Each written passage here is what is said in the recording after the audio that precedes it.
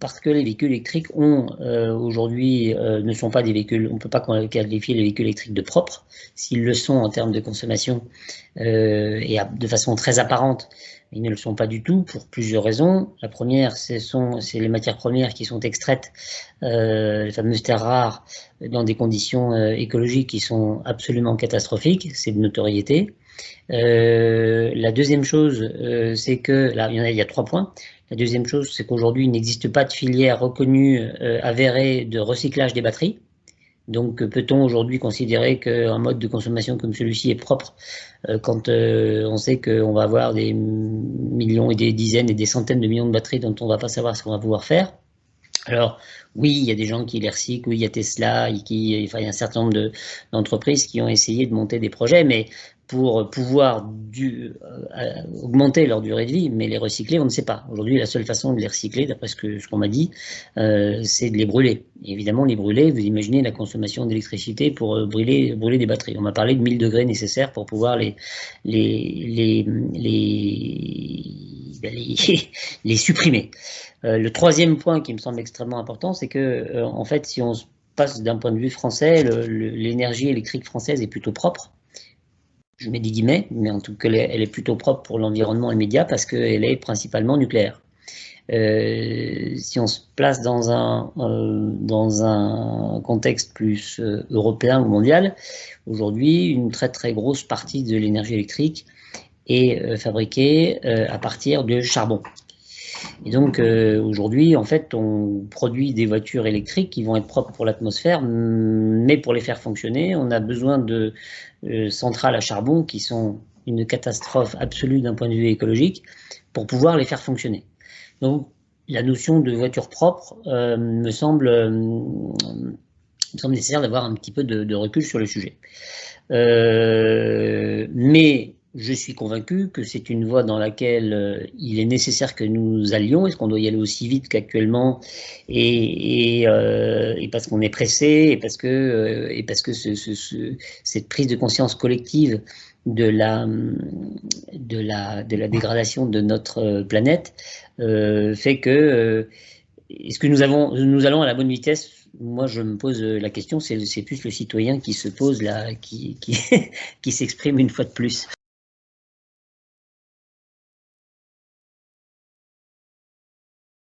Si on parle des véhicules hybrides, alors vous avez des véhicules hybrides rechargeables ou pas rechargeables. Les hybrides non rechargeables sont des véhicules qui sont à mon sens plutôt vertueux. Les hybrides rechargeables aujourd'hui ne créent pas d'obligation pour les utilisateurs de recharger effectivement leur batterie. En fait, vous avez la majorité aujourd'hui des hybrides rechargeables qui donnent une autonomie qui est entre 30 et 50 km, on va dire quelque chose comme ça. Sauf que dans le cadre de l'utilisation, il y a beaucoup donc en théorie, si c'est utilisé comme il le faut et que les batteries sont chargées de façon extrêmement régulière pour diminuer la consommation, puisque pour réduire l'empreinte carbone, c'est très très bien. Sauf qu'en fait aujourd'hui, aucun contrôle n'est réalisé, aucun contrôle n'est possible sur la façon dont les véhicules hybrides rechargeables sont utilisés et donc on peut aujourd'hui avoir des véhicules qui sont soi-disant hybrides mais qui sont utilisés comme des voitures thermiques tout à fait normales parce qu'on n'accède pas aux bornes, parce que les bornes sont cassées, parce qu'il n'y en a pas assez, parce qu'on n'a pas la volonté de les charger, parce qu'on se dit que finalement c'est pas grave parce que bon, voilà. Et donc du coup l'impact réel de ces véhicules-là sur l'environnement qui devrait être, à mon sens, vérifié, vérifiable, et pas aussi important qu'on le veut.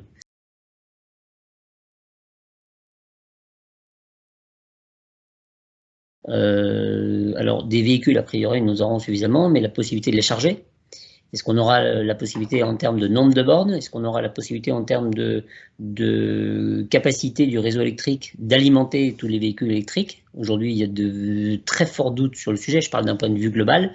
Et si on n'est pas très inquiet pour une bonne partie de l'utilisation, on est très inquiet sur les vacances, les grandes vacances, les grands week-ends, les week-ends de transhumance. Et quand il y aura des millions de véhicules qui vont transiter en France et qui vont devoir se faire recharger au même moment, Aujourd'hui, il y a un certain nombre de personnes qui s'interrogent sur la capacité du réseau électrique à fournir ça.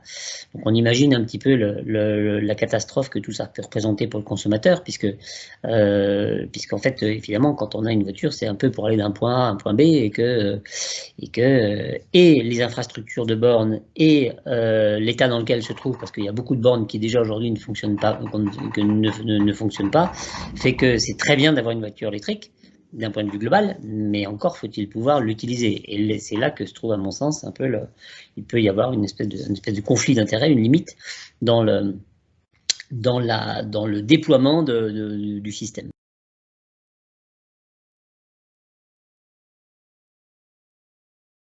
Il est évidemment vers une décarbonation aussi forte que possible.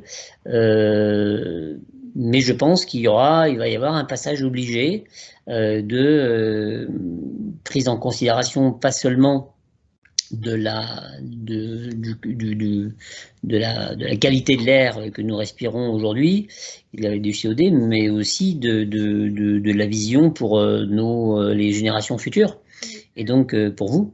Et donc, très bien, on va mettre en place en circulation des millions et des millions de véhicules comme ça. Qu'est-ce qu'on en fait à la sortie? Et est-ce qu'à la fin, le bilan de ces batteries, dont on est sûr aujourd'hui qu'on ne peut rien en faire parce qu'il faut des quantités, enfin, par rapport à ce que je dis tout à l'heure, est-ce que finalement le bilan de toute cette histoire sera aussi beau que possible, parce qu'il va bien falloir la mettre quelque part et on ne la mettra pas dans l'espace.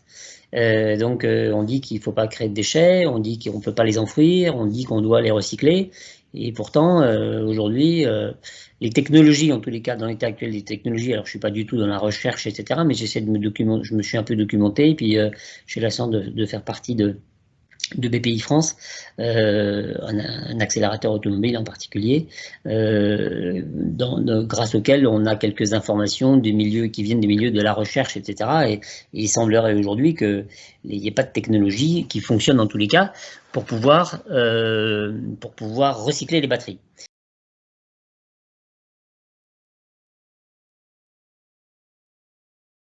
Alors, la filière de l'hydrogène semble être une solution absolument extraordinaire, fantastique, pour les raisons que nous connaissons, puisque effectivement, on peut produire l'hydrogène avec une quantité d'électricité relativement faible, et aujourd'hui, on a un côté vertueux au niveau de l'hydrogène qui est juste formidable. Donc c'est en train de se développer de façon très forte, j'ai dit grâce à la pandémie, pardonnez-moi, mais c'est un peu comme ça qu'il faut le dire.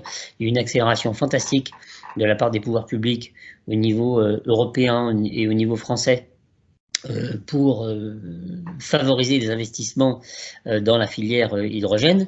Mais pour vous donner un ordre d'idée, au rythme auquel on est, le temps de créer les usines et qu'elles soient opérationnelles, parce que ce sont de très grosses usines et qui doivent être un peu multipliées. Je vais vous expliquer pourquoi. Pour avoir ce caractère vertueux. Si toutefois demain on devait, dans les meilleures appréciations, on serait capable de fournir en 2030, d'après ce que j'ai compris, je pense, quelque chose comme 15 000 véhicules seulement, en hydrogène. Donc on est au début de l'histoire, la technologie semble être tout à fait une technologie d'avenir, mais le temps que ce soit mis en œuvre, on n'aura pas la moitié ou un quart du parc à l'hydrogène dans les 15 ans qui viennent. Ce serait un leurre que de le penser. Donc cette transition, cette étape, cette transition entre le thermique et le reste est évidemment largement souhaitable, mais va-t-on à la bonne vitesse? J'en suis pas complètement certain.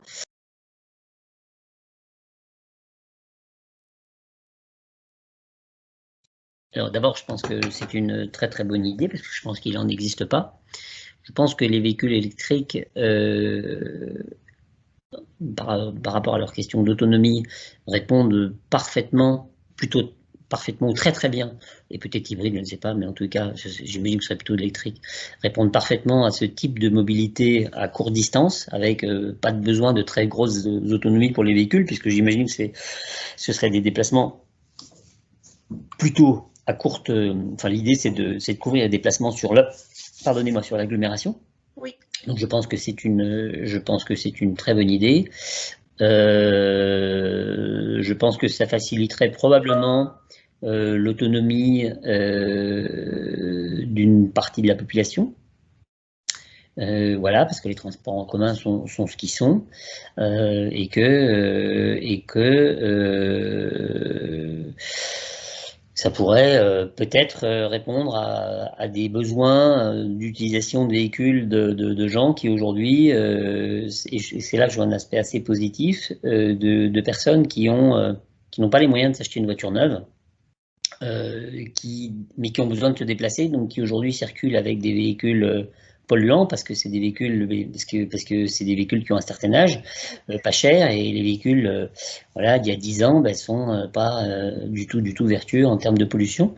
Donc ça pourrait être une bonne chose parce que je pense que ça contribuerait probablement à, à diminuer de façon significative la pollution automobile au niveau local.